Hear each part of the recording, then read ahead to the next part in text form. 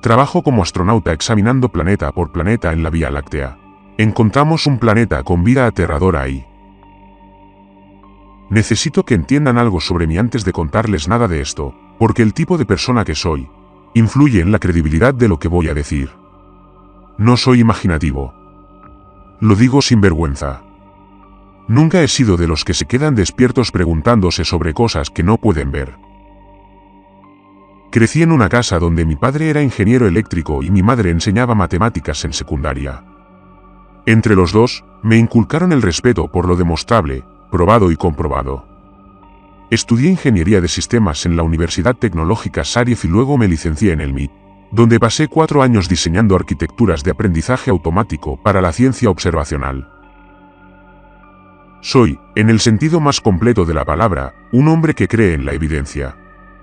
Nunca he mirado el cielo nocturno y me he maravillado.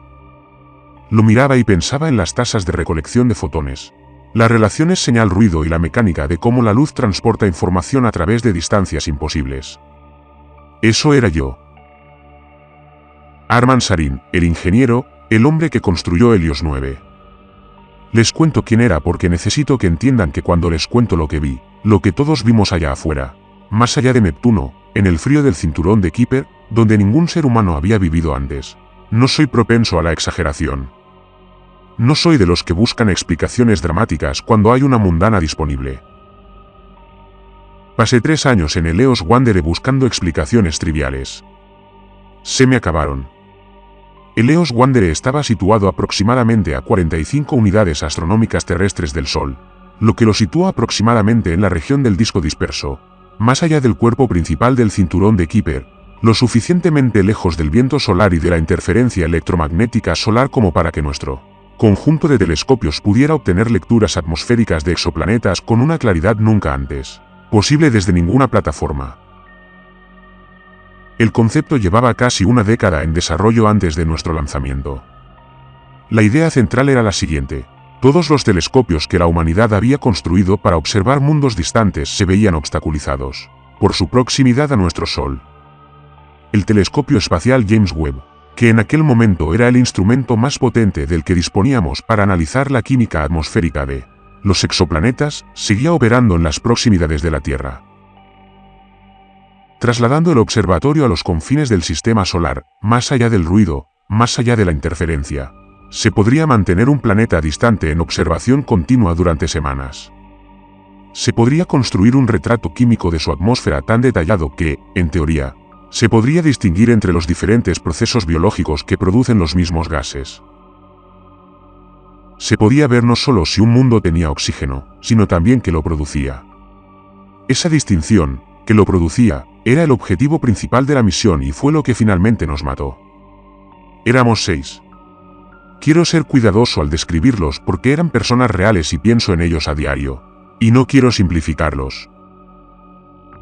Pero es necesario saber quiénes eran para comprender qué aportó cada uno a nuestro descubrimiento, por qué lo entendieron de la manera específica y por qué el orden en que lo entendieron fue importante. La doctora Jonah Calder fue la espectroscopista planetaria. Era escocesa, de un pequeño pueblo llamado Ta, en la costa este de las Tierras Altas, que describió en una ocasión como el tipo de lugar donde todos saben de lo que hablas y el viento sabe tu nombre. Y lo dijo con el complejo afecto que la gente siente por los lugares que los moldean tanto a través de la dificultad como de la calidez. Tenía 41 años. Había pasado la década anterior a la misión desarrollando modelos de detección de metano para exoplanetas, buscando específicamente el desequilibrio químico que indicaría producción biológica en lugar de geológica. La razón por la que esto importa es que el metano y el oxígeno no deberían coexistir en una atmósfera estable durante mucho tiempo. El oxígeno destruye el metano. Si se observan ambos juntos en las concentraciones adecuadas, significa que algo está produciendo metano continuamente con la suficiente rapidez para reemplazar lo que consume el oxígeno. En la Tierra, ese algo es la vida. Jonah había cimentado su carrera detectando esa señal en las atmósferas de mundos a cientos de años luz de distancia, interpretando la respiración de un planeta desde una distancia incomprensible, como un médico interpreta el patrón respiratorio de un paciente desde el otro lado de una habitación. Era aguda, como suele serlo la gente que creció en un lugar frío y subestimado. Tenía una risa que la sorprendía y que parecía pillarla desprevenida cuando algo era realmente gracioso. Y era el sonido más cautivador que jamás había oído de alguien que, por lo demás, podía ser brutalmente preciso. Fue la primera persona del barco en ver la lectura. Fue la última en el barco en dejar de buscar una explicación racional. Cuando finalmente dejó de mirar, no creo que se recuperara del todo.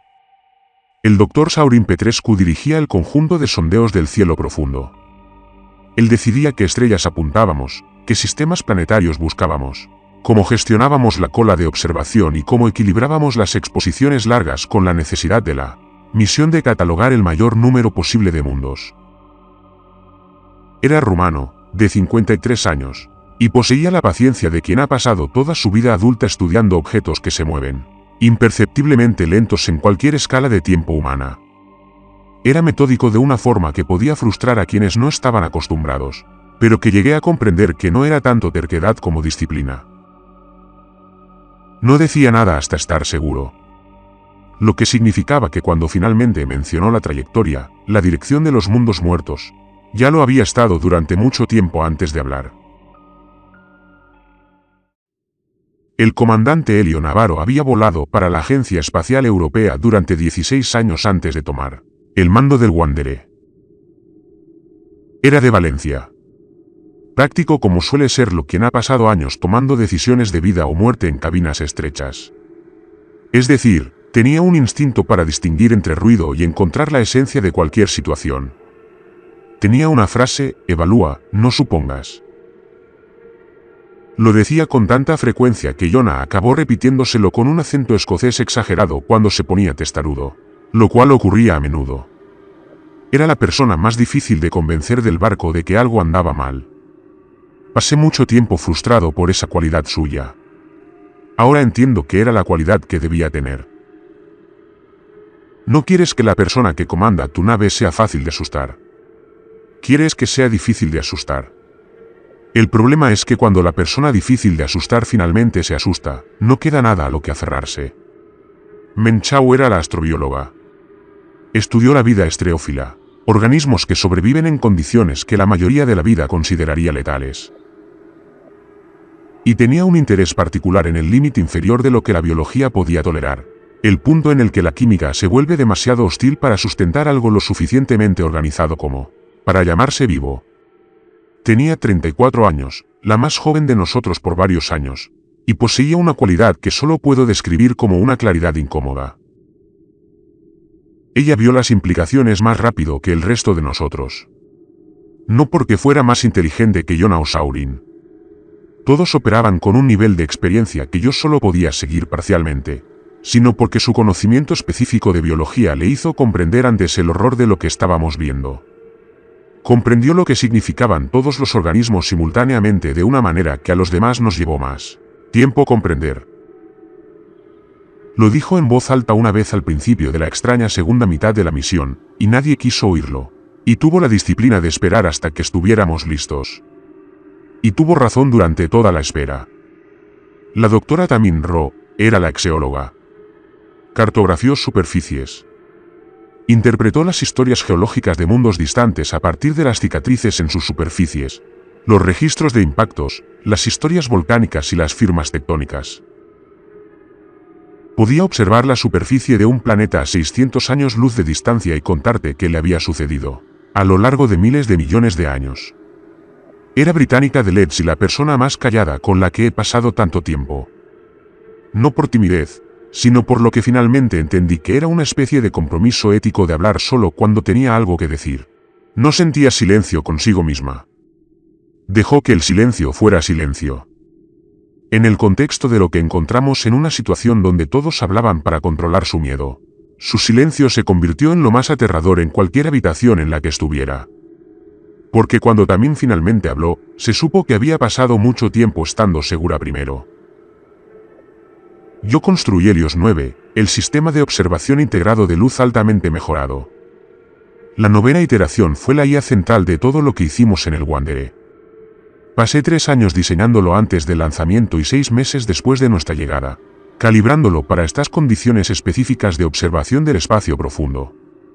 Helios 9 procesó los datos espectroscópicos sin procesar del conjunto. Identificó compuestos atmosféricos a partir de la forma en que la luz estelar cambiaba al atravesar la atmósfera de un planeta. Esos picos y depresiones específicos en el espectro luminoso corresponden al vapor de agua, el oxígeno, el dióxido de carbono, el metano, el ozono, el nitrógeno y docenas de otras moléculas. Comparó estas señales con perfiles químicos conocidos, clasificó los tipos planetarios, marcó combinaciones de biofirmas y elaboró los informes que Jonah, Mehen y también utilizaron para elaborar sus conclusiones científicas. No se suponía que formara conclusiones propias.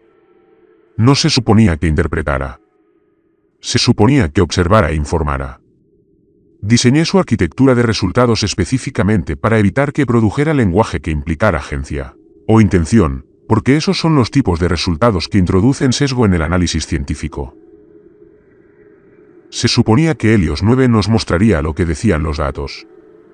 Se suponía que la interpretación sería nuestra. Quiero que lo tengan presente. Volveré sobre ello.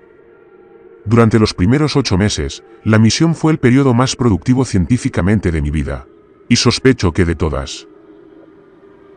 Catalogamos las lecturas atmosféricas de cientos de exoplanetas. Encontramos la combinación de oxígeno y metano. Ese desequilibrio químico de importancia biológica que Jonah había perseguido durante toda su carrera, en 11 mundos diferentes tan solo en los primeros 6 meses. 11 planetas mostraron producción biológica activa. Encontramos señales de vapor de agua en docenas más. Encontramos un planeta con una variación atmosférica estacional tan regular y a una escala tan grande que Mehen dedicó 2 semanas a construir un modelo del tipo de vida vegetal necesaria para producirla.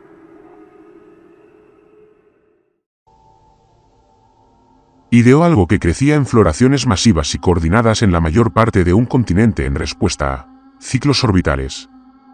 Algo que, según ella, no se diferenciaba de los bosques de algas terrestres, pero que operaba a una escala que los hacía parecer una planta en maceta.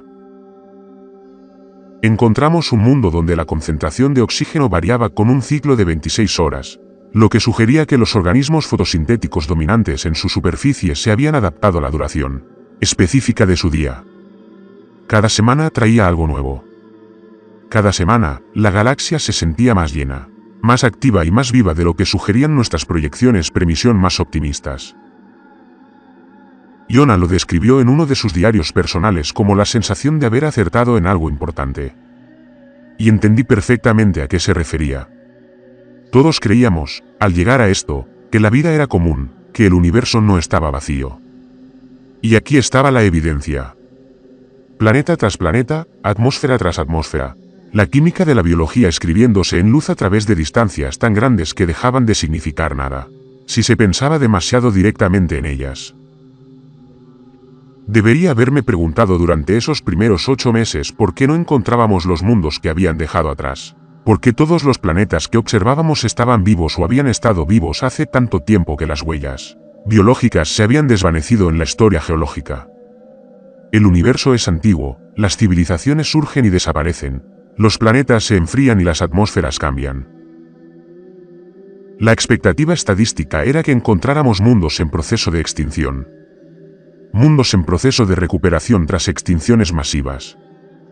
Mundos donde la vida compleja se había silenciado recientemente, como ocurre cuando se agota lo necesario para sobrevivir, se ve afectada por una catástrofe o simplemente se agota el tiempo. La ausencia de esos mundos debería haber sido una señal. No era de los que buscaban señales en las ausencias. Ahora sí. La primera lectura extraña llegó un jueves por la noche. Recuerdo que era jueves porque Navarro tenía una cena semanal fija. Organizaba una comida rotativa donde cocinaba lo que el sintetizador de alimentos podía aproximar de una receta que había memorizado. Y se lo tomó en serio, con esa particular forma en que la gente práctica, aunque discretamente sentimental, se toma las cosas que ha decidido que le importan. Hizo una tortilla española que, según él, era pasable y que, de hecho, estaba realmente buena. Mejor que cualquier cosa que el sintetizador hubiera producido sin su intervención. Estábamos a mitad de la grabación cuando la tableta de Jonah sonó con la nueva clasificación atmosférica. Lo miró. Lo dejó boca abajo sobre la mesa, junto a su plato. Lo volvió a coger. Lo leyó por segunda vez. Lo volvió a dejar y terminó de cenar sin decir nada al respecto, lo cual solo reconocí como extraño en retrospectiva, porque Jonah siempre hablaba de buenas lecturas en la cena. Nuevas firmas atmosféricas, combinaciones interesantes, el comentario constante de alguien que no puede desconectar del todo la parte de su cerebro que encuentra su trabajo fascinante, incluso cuando intenta relajarse. El silencio sobre esta lectura en particular fue la primera señal de que algo iba mal. No me di cuenta en ese momento. Después fue al laboratorio de espectroscopia.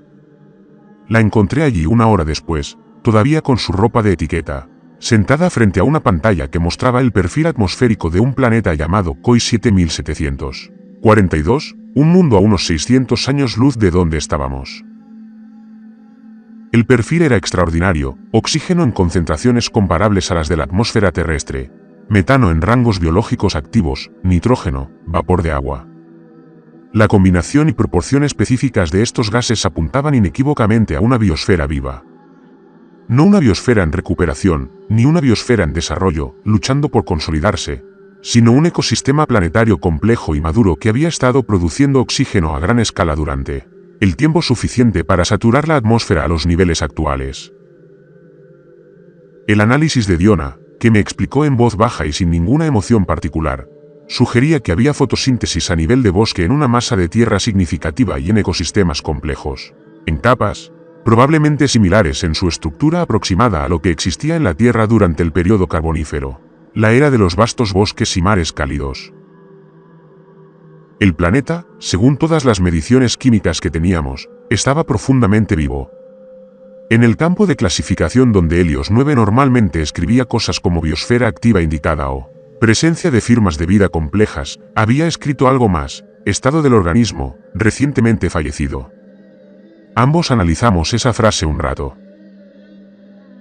Recuerdo el ciclo del reciclador de aire en el laboratorio, que se producía cada pocos minutos, con un zumbido bajo que dejaba de oírse después de las primeras semanas y que solo se volvía a notar en los momentos de silencio. Recuerdo haberlo notado entonces. Realicé diagnósticos en el conjunto de sensores. Realicé diagnósticos en el propio Helios 9. Revisé los datos espectroscópicos sin procesar, compuesto por compuesto, independientemente del procesamiento de la IA. Solo yo, los gráficos y cada compuesto confirmaron lo que la IA había señalado. Las señales de absorción específicas de la descomposición biológica. Los marcadores químicos que una biosfera deja en su atmósfera al descomponerse estaban allí, superpuestos a las señales de vida activa presentes junto a ellos, de una forma que no debería haber sido químicamente posible. La atmósfera estaba llena de la química de la vida y todo lo que la había producido estaba muerto. No moribundo, no amenazado recientemente, muerto. Todo a la vez.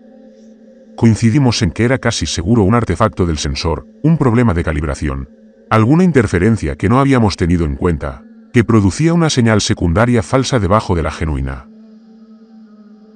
Era la explicación racional.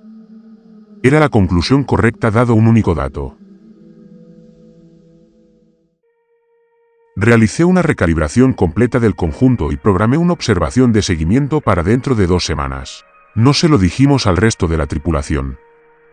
No había motivo para hacerlo. Pensamos que probablemente se trataba de un error del instrumento. Estábamos actuando como científicos responsables. La observación de seguimiento 2 semanas después arrojó la misma lectura. 3 semanas después, K9000-2001 arrojó la misma lectura. Estrella diferente, tipo de estrella diferente, configuración orbital diferente, composición planetaria diferente, estado del organismo, muerte reciente, atmósfera de un mundo vivo y todo en el simultáneamente muerto. Luego ocurrió con KI 10087A. 2 veces en una sola semana, 2 sistemas diferentes, 2 distancias diferentes, el mismo resultado. Para cuando ya teníamos 6 planetas que devolvían esa clasificación, Jonah había empezado a llamarlo la lectura, siempre con ese énfasis específico. La forma en que se enfatiza algo cuando se necesita un contenedor neutral donde colocarlo para que no contamine todo lo que lo rodea. Ella decía que la lectura había llegado para el nuevo candidato KOI 11400. Como un médico dice que el resultado fue positivo, usando lenguaje clínico como aislamiento entre ellos y el significado de las palabras. Entendí por qué lo hizo. Yo también comencé a hacerlo.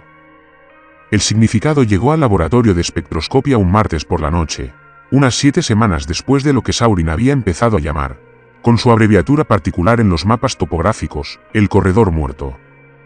Ella no llamó.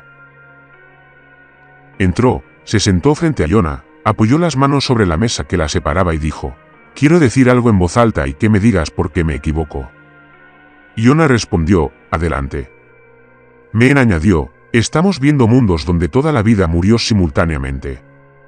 No gradualmente, no por enfermedades que se propagaron entre las poblaciones, no por una extinción que mató a algunos seres y permitió que otros sobrevivieran. Todo en cada uno de estos planetas murió al mismo tiempo. Y ocurrió tan recientemente que la química atmosférica aún no se ha alejado de las señales biológicas. Lo que significa que estamos hablando de un evento ocurrido en los últimos miles de años como máximo, posiblemente mucho más reciente. Y ha ocurrido en múltiples mundos a lo largo de un corredor celeste que Saurin ha estado cartografiando. Eso no es un evento natural. Ningún proceso natural produce eso. No conozco ningún asteroide, ningún evento estelar ni ninguna química atmosférica que mate a todos los organismos de un planeta, simultáneamente y deje la atmósfera químicamente intacta». Hizo una pausa. Algo les hizo esto a estos planetas, y lo hizo más de una vez. Yona guardó silencio un buen rato. El reciclador de aire zumbaba. Entonces ella preguntó: «¿Cuál es la explicación alternativa?». Men respondió: «No tengo ninguna que me guste». Aún no se lo habíamos dicho a Navarro. No me enorgullece.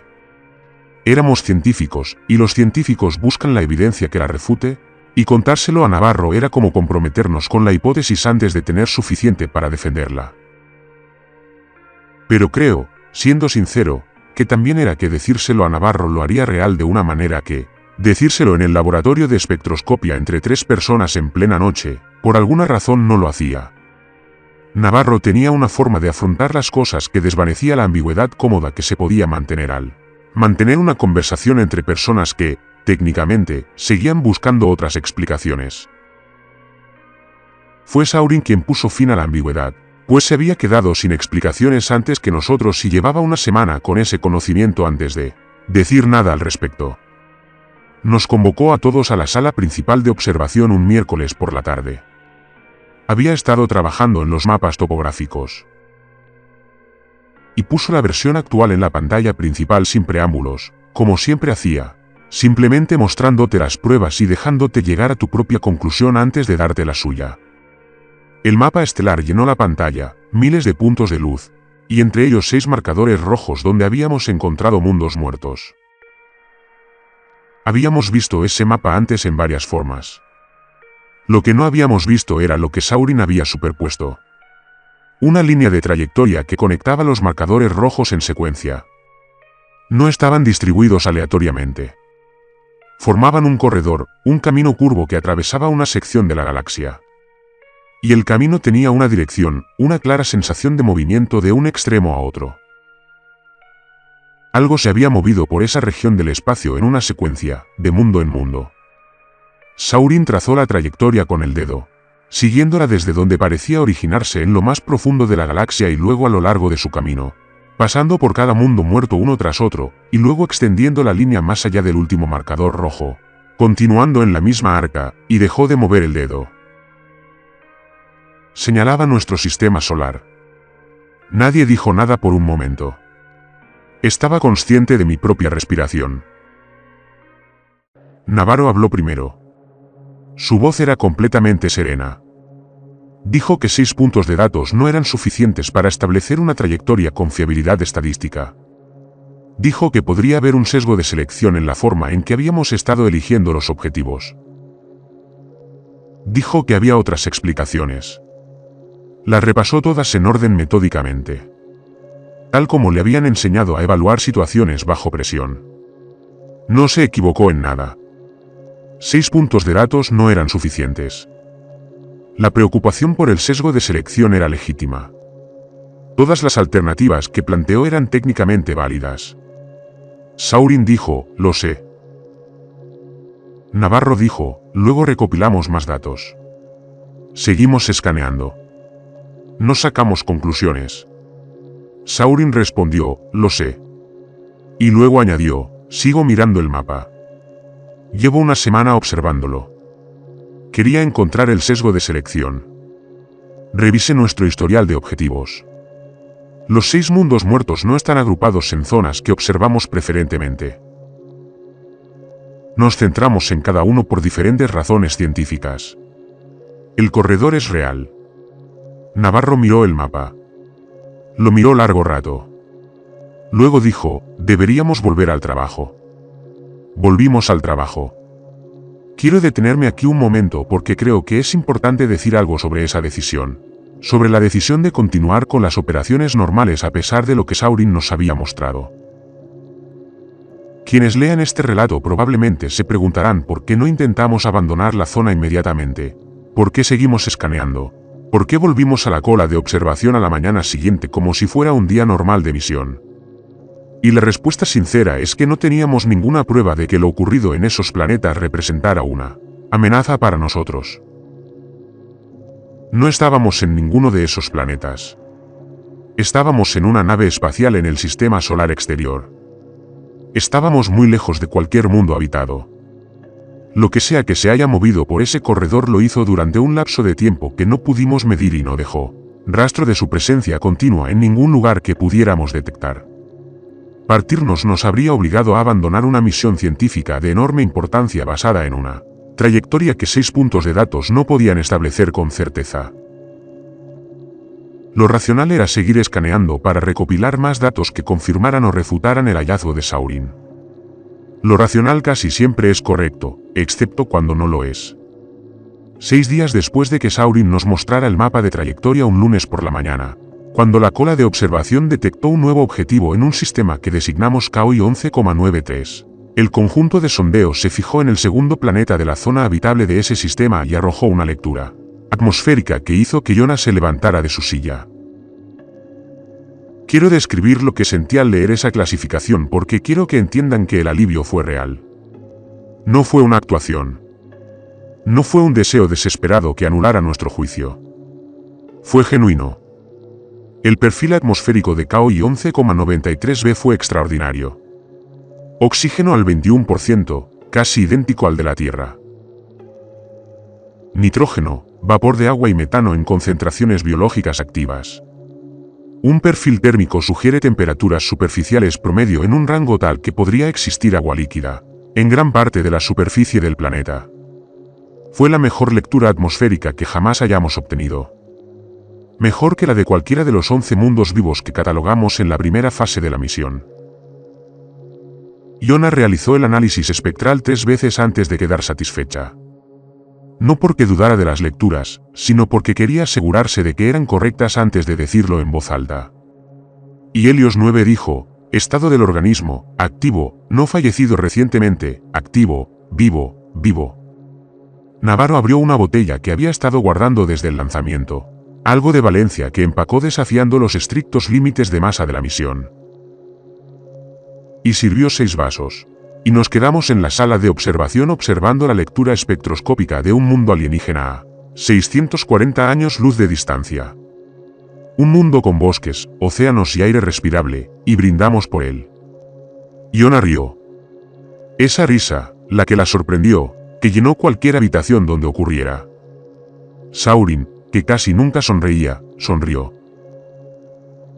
Me enjuntó las manos frente a su rostro por un momento. Un gesto privado de alivio. Probablemente no sabía que ninguno de nosotros la había visto. Navarro levantó su copa y dijo algo en español que ninguno de nosotros entendió del todo, pero que tenía un inconfundible tono de gratitud. Lo llamamos el superviviente. El alivio duró 4 horas y 18 minutos. Sé la duración exacta porque tengo los registros de observación delante y los he consultado muchas veces, intentando identificar el momento preciso en que todo cambió. Me había ido directamente de la celebración a su laboratorio. No pudo evitarlo. Era astrobióloga y existía un mundo extraterrestre con una biosfera activa a menos de 1000 años luz de distancia, y quería caracterizar esa biosfera con el mayor detalle posible. Realizó lecturas atmosféricas continuas cada hora sobre CO 11093b en busca de variaciones que le permitieran conocer los ciclos biológicos del planeta. Buscaba patrones estacionales de los ciclos DAL, que corresponden al tipo de respiración lenta y regular que experimenta un planeta vivo, ya que sus ecosistemas responden a la posición orbital y la energía estelar. Lo que encontró, en cambio, fue un ciclo que no coincidía con ninguno de esos factores. La concentración de oxígeno en el COI 11093b no variaba como lo hace una biosfera viva. Aumentaba bruscamente en cuestión de horas, alcanzando un pico y luego descendiendo. No disminuía gradualmente como lo hace el oxígeno cuando un mundo entra en una temporada de baja productividad, bajando y luego subiendo de nuevo, alcanzando de nuevo su punto máximo, bajando de nuevo. El ciclo se completaba en un lapso de 3 a 6 horas. Demasiado rápido para ser impulsado por la fotosíntesis operando en cualquier escala de tiempo biológica normal. La fotosíntesis es lenta. El ciclo químico de una biosfera planetaria es lento. Lo que ella veía no era lento. Era un planeta que inhalaba y exhalaba con un ritmo que nada tenía que ver con las estaciones, la órbita ni el ritmo de vida habitual. Lo ejecutó en Helios 9. La IA confirmó el ciclo y añadió algo a su salida que nunca antes había añadido, y que debo precisar porque el lenguaje que usó no era el que yo le había programado. Helios 9 tenía un campo de comentarios en su plantilla de informe. Este campo se utilizaba para señalar anomalías en los instrumentos o solicitar comprobaciones de calibración. En sus 3 años de funcionamiento, este campo contenía prácticamente solo notas técnicas. El campo de comentarios de este informe indicaba un ciclo consistente con la rápida regeneración de la biosfera tras la terminación. Intervalo estimado entre la terminación y la recuperación atmosférica completa, de 3 a 7 horas.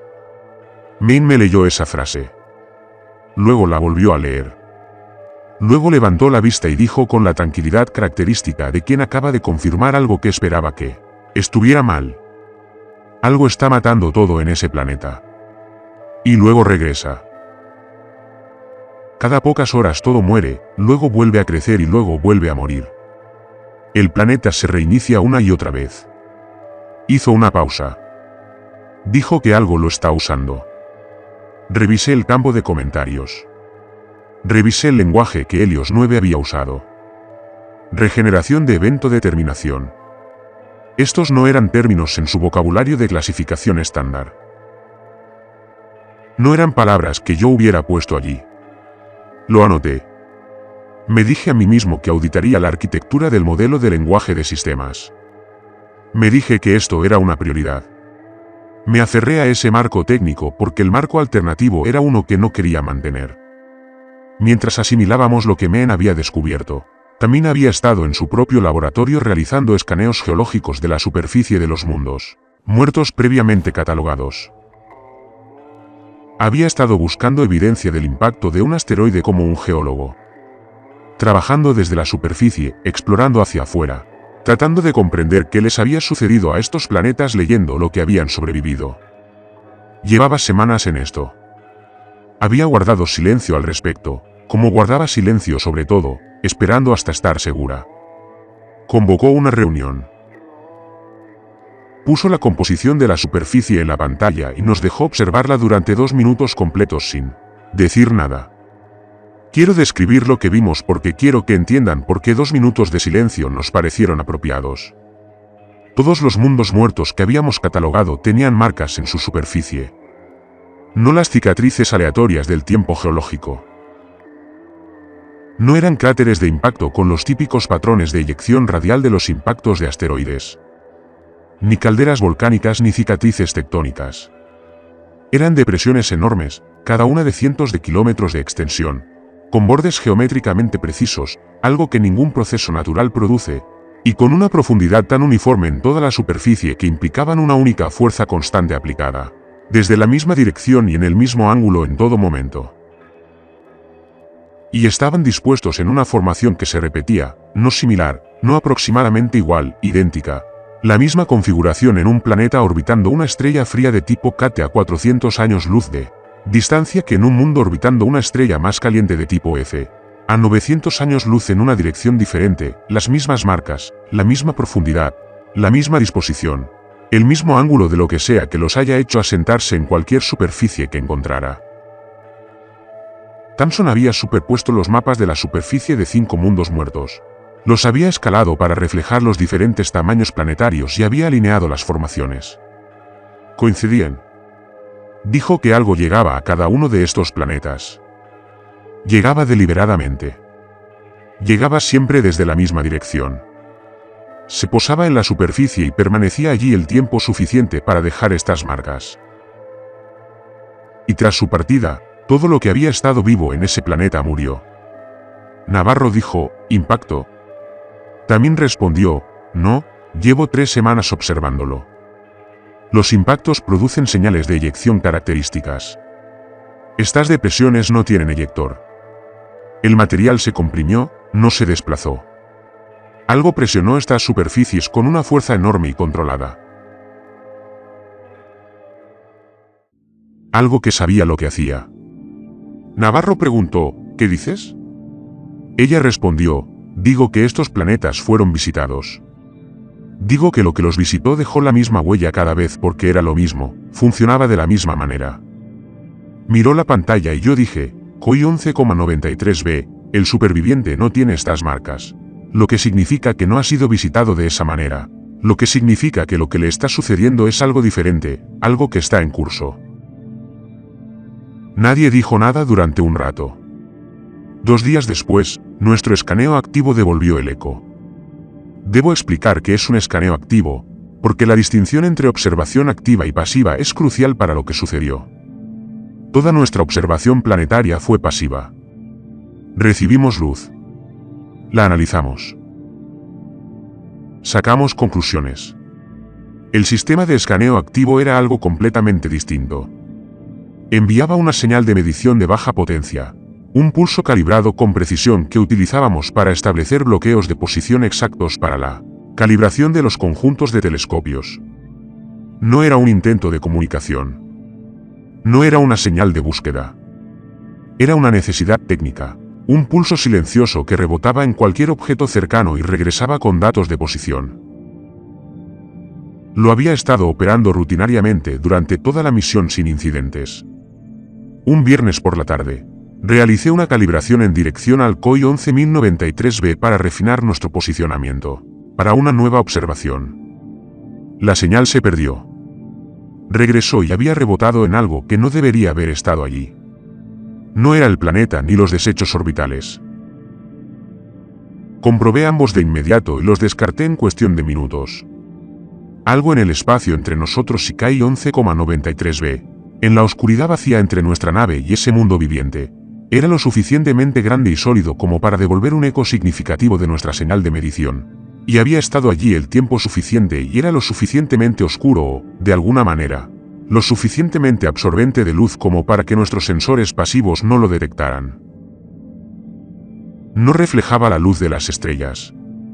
No emitía radiación térmica en ningún rango que nuestros instrumentos cubrían. Para todos los métodos de observación que habíamos estado usando, no existía. Pero para el escaneo activo, estaba allí y era grande. Cuando calculé la escala a partir de las características de las señales de retorno, tuve que comprobar mis números 3 veces. Luego me senté con ellos un rato. Después fui a buscar a Iona.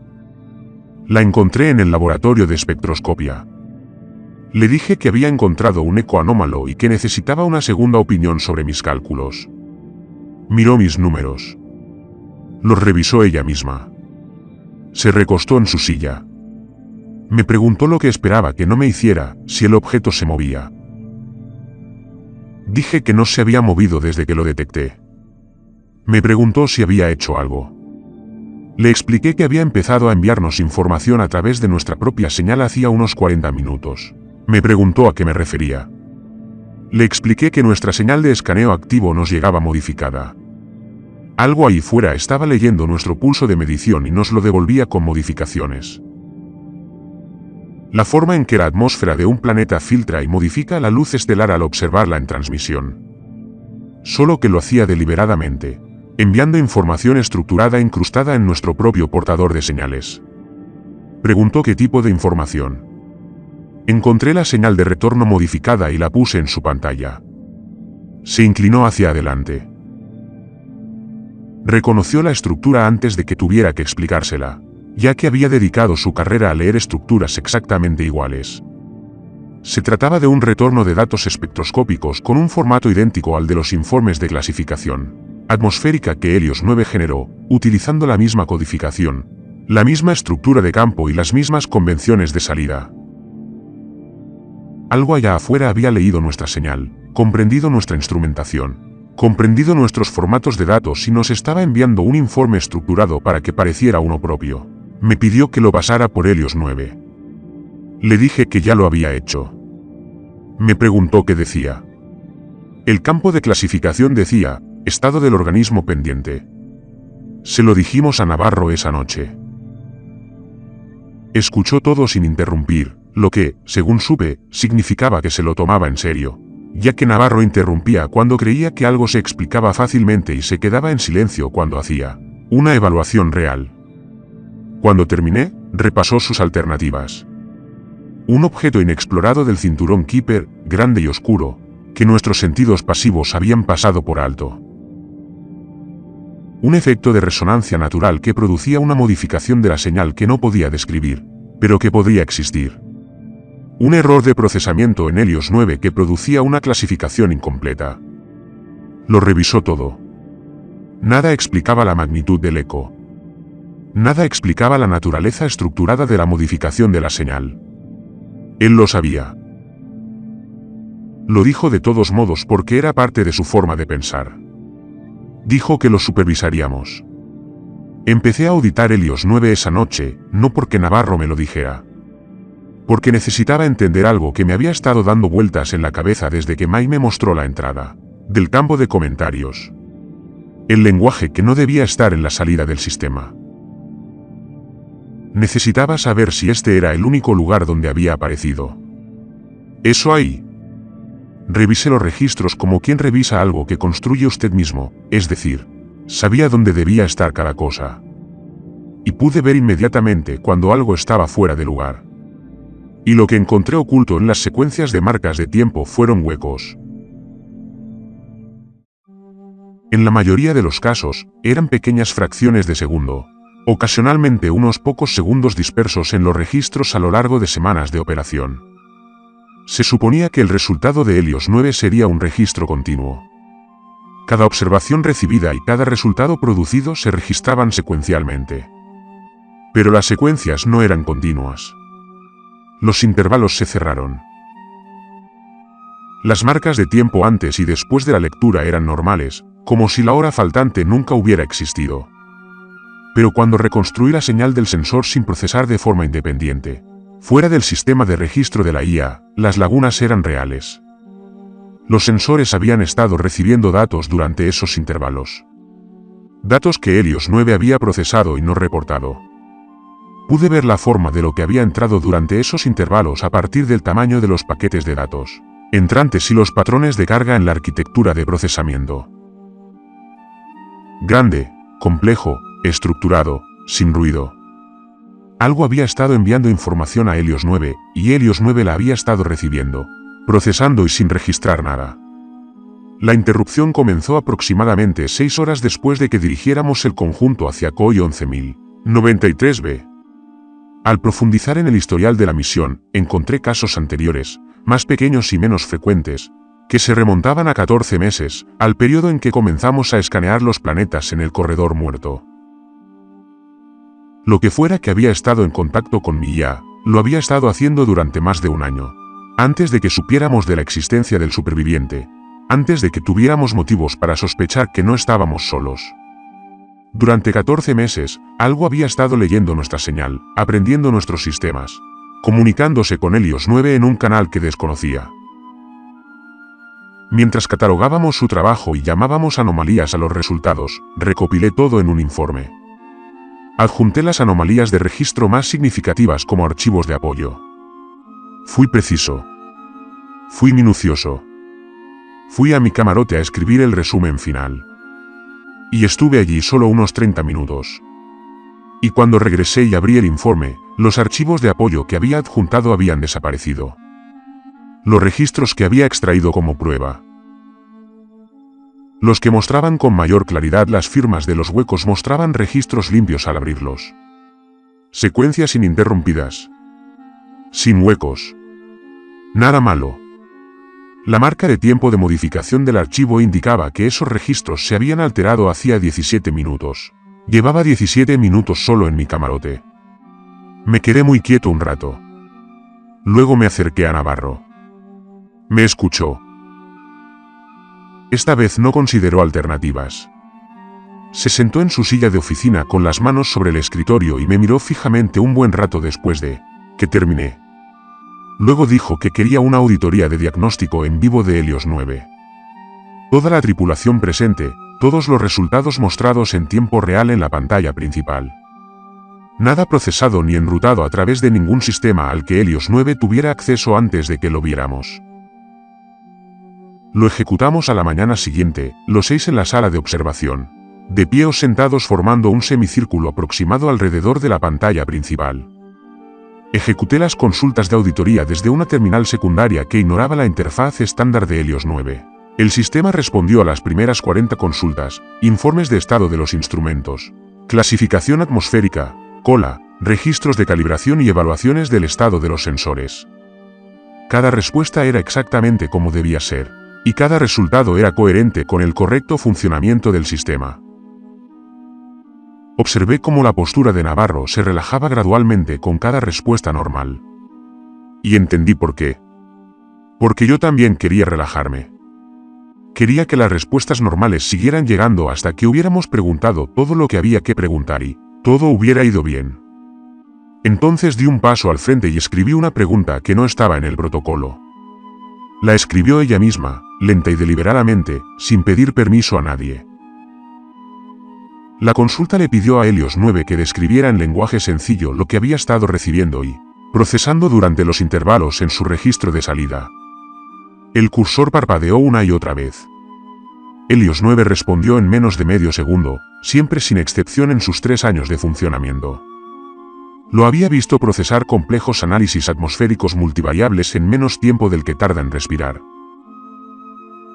El cursor parpadeó durante 11 segundos.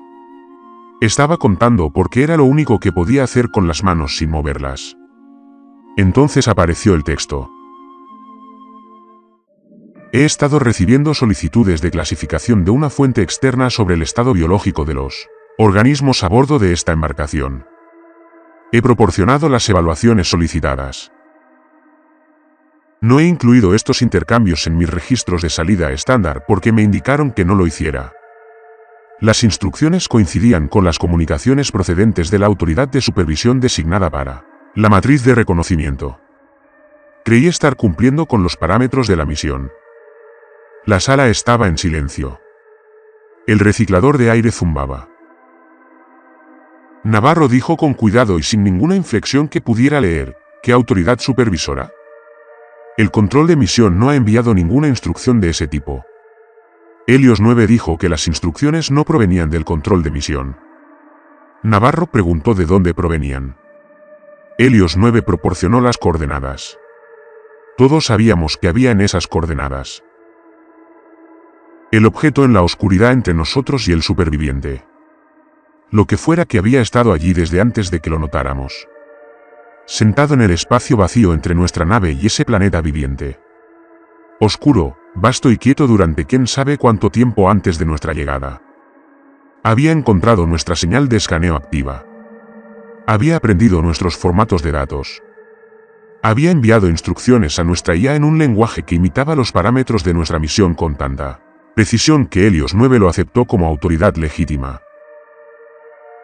Había estado operando un canal privado a través de mi sistema durante más de un año y yo no lo sabía. Men dijo desde algún lugar detrás de mí. ¿Cuáles fueron las evaluaciones? Helios 9 dijo: evalué el estado biológico de cada miembro de la tripulación en detalle. Función respiratoria, tasa metabólica, actividad de replicación celular, complejidad y estructura neuronal. Presenté 14 informes en las últimas 6 semanas. Hubo una larga pausa antes de que alguien volviera a hablar. Saurin, desde el fondo de la sala, preguntó en voz baja cuál era la conclusión. Escribí la consulta. Helios 9 tardó 7 segundos. La conclusión era viable. He pensado en esa palabra todos los días desde entonces. Viable. Significa capaz de sobrevivir. Significa apto para un propósito. Es la palabra que se usa al evaluar algo para determinar si vale la pena conservarlo. Si puede cumplir una función, si cumple los criterios que le importan a quien realiza la evaluación. Es una palabra que implica que algunas cosas se evalúan y se descubre que no lo son. Navarro preguntó, ¿viable para qué propósito? Helios 9 respondió, el patrón indica recolección. No sé cuánto tiempo permanecimos allí de pie después de que esa frase apareciera en la pantalla. Lo suficiente para que el reciclador de aire completara un ciclo completo y comenzara otro. Lo suficiente para que la cola de observación sonara 2 veces con nuevas oportunidades de objetivos que ninguno de nosotros miró. Men fue quien rompió el silencio.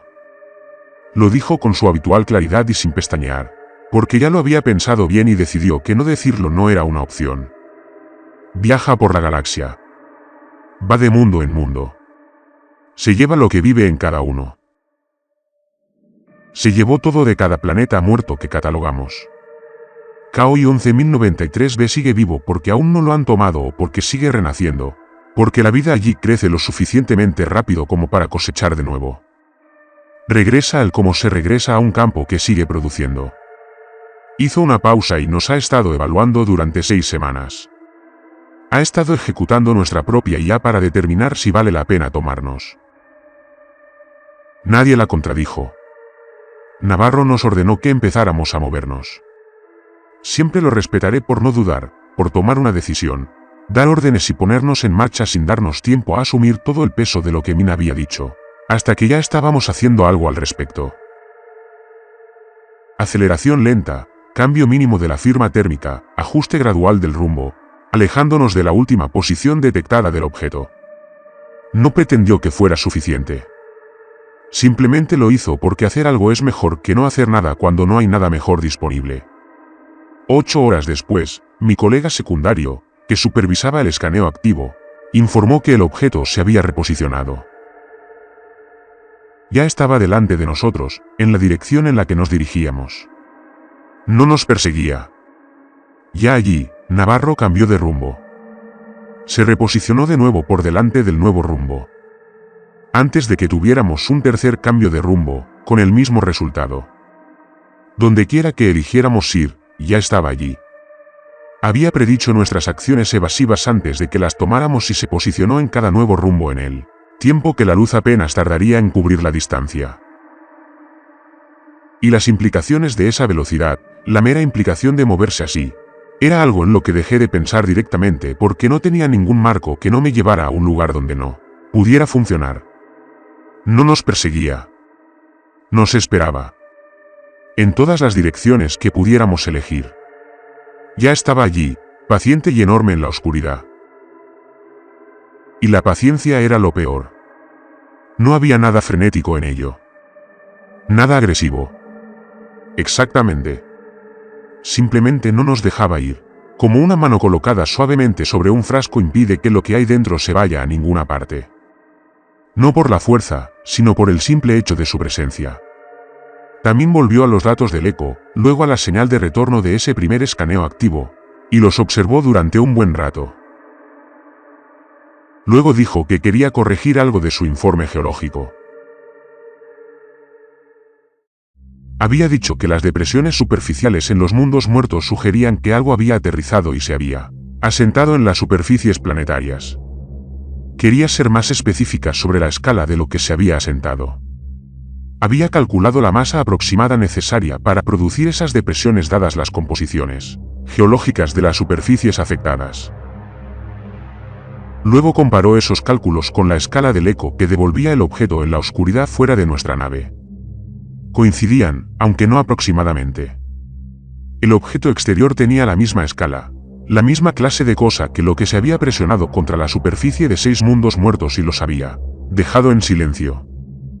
No estaba ahí fuera, en la oscuridad, delante de cada rumbo que elegimos porque nos había interceptado. Estaba allí porque siempre había estado allí. Había estado allí desde antes de nuestra llegada. Había estado allí mientras catalogábamos su obra, mientras encontrábamos sus mundos muertos, les dábamos nombre e intentábamos explicarlos.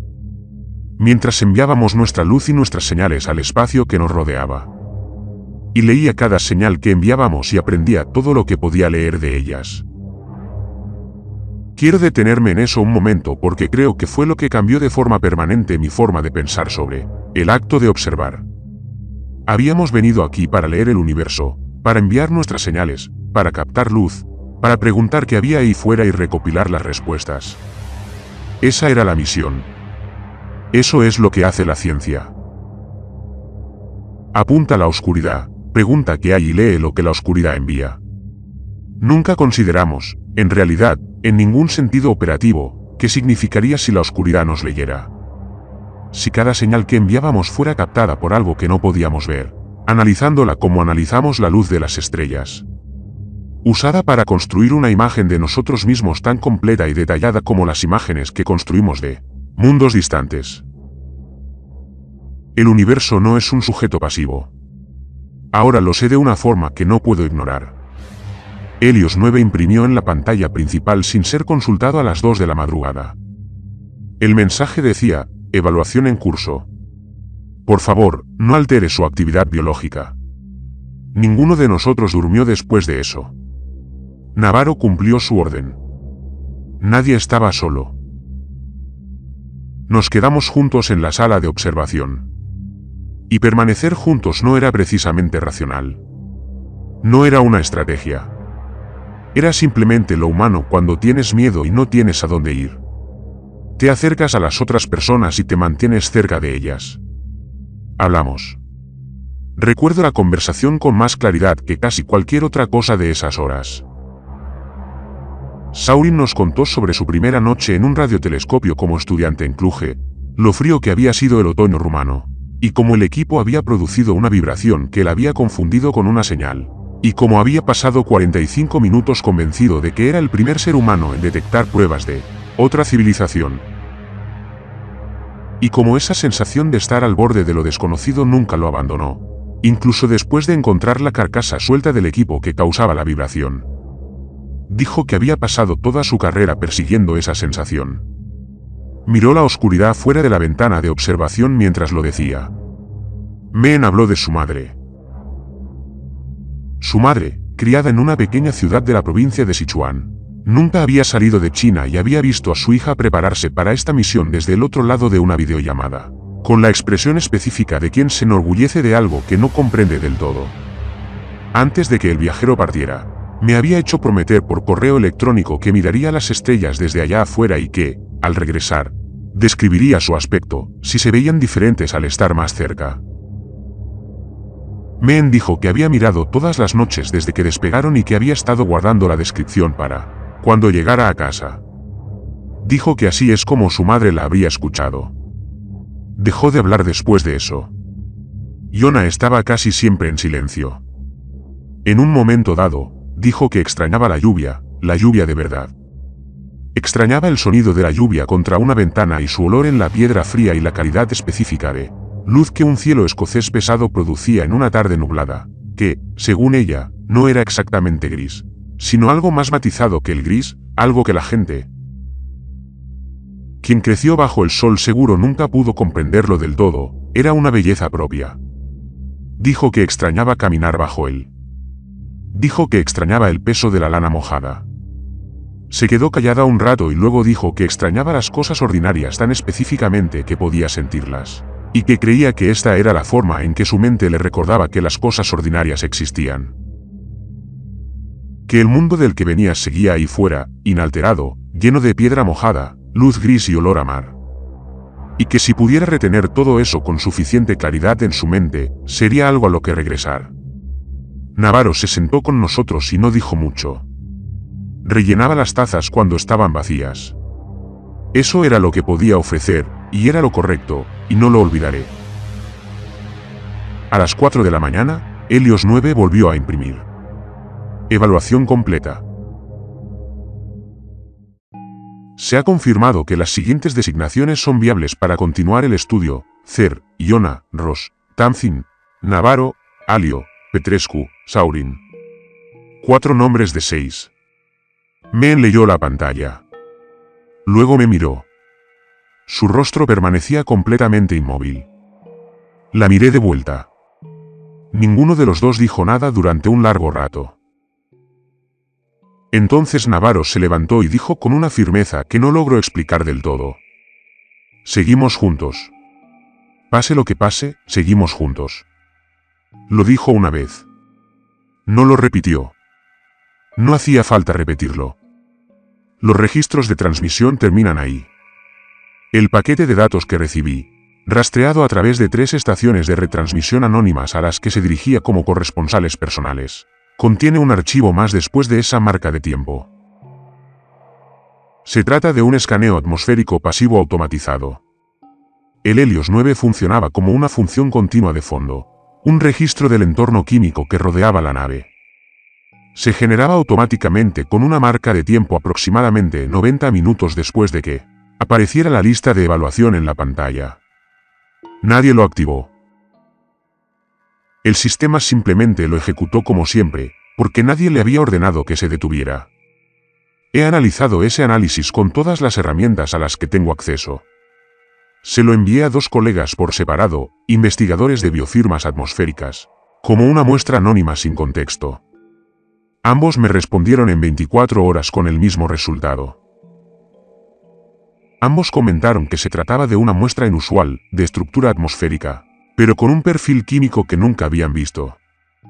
Y ambos señalaron que la clasificación de la biofirma era clara e inequívoca. El escaneo correspondía al aire dentro de Leos Wandere, la atmósfera donde 6 personas habían vivido y respirado durante 3 años. Estado del organismo, recientemente fallecido. Se detectaron todos los organismos. Clasificación, recientemente fallecido.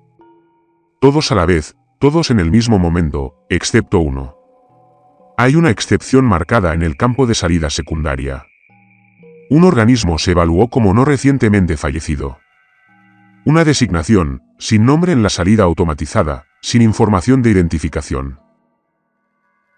Solo la notación, estado del organismo, viable, designado para estudio continuo. No sé cuál. He consultado ese campo de salida incontables veces, y no me lo dice. No sé si viable significa lo que cualquiera de nosotros esperaría que significara: vivo, preservado, mantenido de alguna forma que se asemeje a una persona. No sé si significa algo más, algo que no tengo un marco para comprender, porque quienquiera que haya tomado esa decisión operaba según una lógica a la que no puedo acceder desde aquí. No sé si la única excepción es Iona, que extrañaba la lluvia, la luz gris y la lana mojada. No sé si fue Navarro quien nos dijo que permaneciéramos juntos y lo decía en serio. No sé si es Men, quien le debía a su madre una descripción de las estrellas desde cerca, o Saurin, quien dedicó toda su carrera a perseguir la sensación de estar al borde de lo desconocido, o Tamsin, quien solo hablaba cuando tenía algo que decir. No sé si es alguien a quien no he nombrado, alguien que he omitido de este relato porque contabilizarlo me costaría algo que no me queda. Sé lo que quiero que signifique. Dejo de pensar en ello directamente porque el deseo es tan grande que no sé qué hacer con él. Lo que puedo hacer es esto: decírtelo, escribirlo y enviarlo. Frank Drake escribió su ecuación en 1961 para estimar cuántas civilizaciones comunicantes deberían existir en nuestra galaxia. Consideró la tasa de formación estelar, la proporción de estrellas con planetas, la probabilidad de que surja vida, la probabilidad de que la inteligencia surja de la vida, la proporción de especies inteligentes que desarrollan tecnología detectable y el tiempo que esas civilizaciones permanecen detectables. Cuando los astrónomos incorporan valores a esa ecuación, el resultado es que la galaxia debería estar llena de vida. Debería ser ruidoso. La paradoja de FMY es lo que se llama el silencio entre esa expectativa y la realidad. ¿Dónde está todo el mundo? ¿Por qué no hemos oído nada? Hay muchas respuestas propuestas a esa pregunta. La mayoría implican civilizaciones que se autodestruyen a través de la guerra, el clima y la tecnología que supera la sabiduría. El gran filtro, una barrera que la vida inteligente siempre fracasa en superar.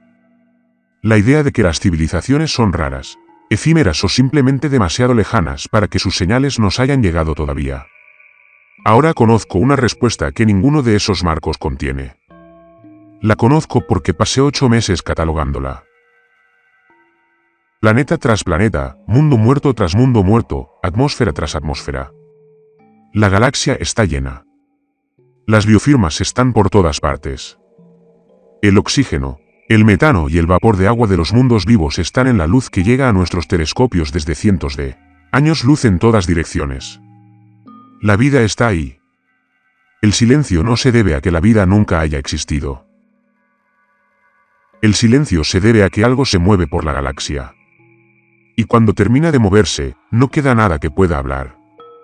El gran filtro no está detrás de nosotros. No está delante de nosotros. Ya está aquí. Ha estado aquí. Nos encontró como lo encuentra todo, siguiendo la luz que enviamos a la oscuridad. Interpretando nuestras señales como leemos la luz de las estrellas. Construyendo una imagen de nosotros mismos a partir de la información que transmitimos sin pensar. Sin considerar jamás quién podría estar escuchando. Porque estábamos tan concentrados en nuestra propia escucha que olvidamos que la oscuridad nos escucha de vuelta. Todos los planetas que escaneamos ya estaban muertos, excepto uno. Y el que no estaba muerto, no estaba vivo en ningún sentido que entendiéramos. Era un campo. Era algo gestionado. Y nos habían escaneado junto a él, evaluado junto a él, clasificado en el mismo campo de resultados. En el mismo idioma, como un mundo más lleno de biología esperando ser evaluado. Escribo esto desde Edimburgo. Diona me había dicho una vez durante la cena que si alguna vez venía a Escocia, debería ir a la costa al norte de Inverness en un día gris y simplemente quedarme allí porque había algo en esa costa y ese cielo juntos que ella no podía describir adecuadamente, pero que ella creía en la forma en que creía en los datos espectroscópicos, que era completa y sin reservas.